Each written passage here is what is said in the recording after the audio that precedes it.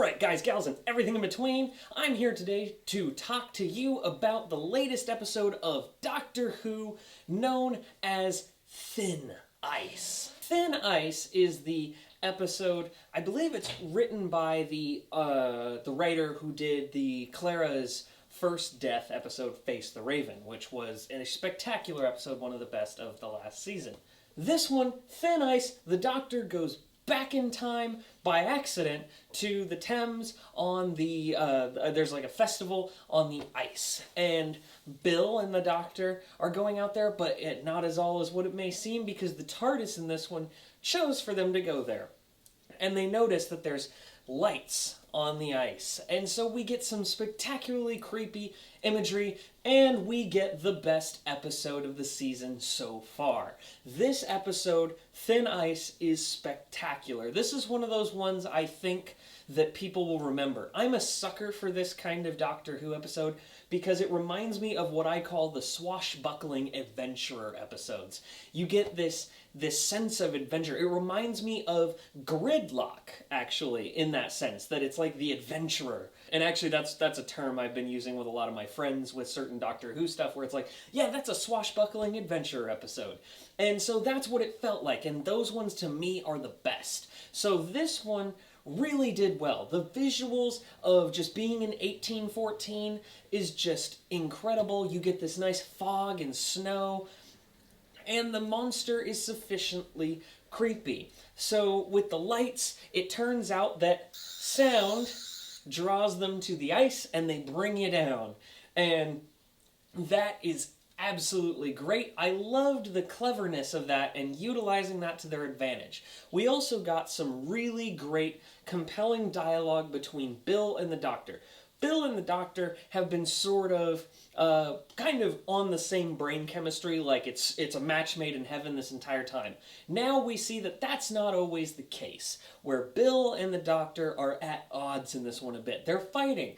Bill is, as I said from the last one, she's very affected by death. She's very sensitive to the idea that people die or get killed, or things like that. So she's asking him, have you ever killed anybody before? And you can see she's really bothered when a character dies, and she says, well, like, have you ever, how many times has this happened? And he's like, I lost track. I'm 2,000 years old. I don't have time to stop. I don't have that luxury to just stop and revel in it. You gotta keep moving. And so that dialogue back and forth, this episode had some of the best writing that we've seen so far in this season. Again, this is the best episode we've seen so far. We're only 3 episodes in, so we're a quarter of the way in, and we're at the best episode that we've seen. This is good, because I want to keep seeing it grow, and I hope she writes more for Doctor Who. I also liked that we get this sort of villain that they think is an alien. You see them like sneaking into a facility, trying to interrogate. We saw the psychic paperback talking about where we're going to go, how we're going to do it. Just again, we get to see this sort of old school adventure vibe. And I liked that. And I liked the tone of all of that. When they go underwater and we see that there's a giant fish monster, because, I mean, it's obvious from the trailer. There's a giant fish monster. And it's being fed because it can be used as a super strong fuel source. And that is ultimately where we're going with this. And the Doctor's like, that's not acceptable. And I love that he tells the companion, he tells Bill, like, you need to make the choices. He's like, why? Because this is not my planet. This is not my world. You are, which that means you're my boss. Tell me what I need to do. Because, you know, you always see him, like, ask the companions, and you're thinking, you're a super genius alien, like, why aren't you just doing it? It's because it's the human's planet. It's not his. It's not his place to say what things should and shouldn't happen on that planet. And I like hearing that, because you're getting this smart dialogue back and forth between them about really the repercussions of what it means to time travel and have this power. And that's just not squandered. The human villain in this was kind of just a throwaway villain. He was a bit whatever. He did a great job with what he had, but I love the punch reaction where he's like, you know, the doctor tells Bill, like, you need to keep your cool, we need to like, you know, stay chill, basically, like, let me do the talking, because I'll stay relaxed. And he walks in and makes a remark about her ethnicity, just decks him right in the face. And I was like, whoa, didn't expect that, because it was just such a spur-of-the-moment remark. I absolutely loved it. The comedy of that was on point, especially because they've been kind of at odds. This episode was a bit tense. And so you got these comedic relief moments like that that really worked for it. Another great thing about this episode, that again, really no Nardole, except for a cameo at the end with our vault door to remind us of the overarching story. That is going to be, I guess, the focus. Well, the vault, we know for sure, is going to be the focus. So he was just purely there to remind us of that. Other than that, there was no Nardole. That was great. And also, they gave some monologues of the doctor, and I love that they sort of had him be like, yeah, that's a great story. I don't really care.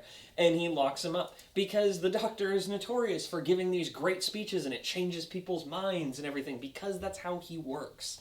And yeah, no, that didn't work for this villain. He just didn't care. And the doctor was like, I missed you when you were alien, because, you know, this would have made sense. They made one remark about how history is whitewashed and things like that. Didn't care for that remark, because I'm like, really? You're going to throw that in there just because? But you know what? Okay, the motif of the episode is being accepting. It just felt a little bit shoehorned in there. Like, oh hey, we're making a nod at you, whitewashing. That was kind of frustrating to a degree. But again, we can move past that because that was one throwaway line that nobody's going to remember. So, again, this episode was great. It was probably the best episode so far. Actually, you know what? I'm going to say it. Yes, I keep saying it, so it's true. Best episode we've seen so far. I like, if Nardole is not really that prevalent of a character, then let's keep him this way, because the less Nardole, the better. Although I see Nardole getting frustrated. My speculation, I'm starting to think, what if Nardole gets too frustrated with the Doctor, and he's the reason that the big story arc problem happens, and it ends up being Nardole's fault? I would love that, because I hate Nardole so much. I would love to hate him more as a villain.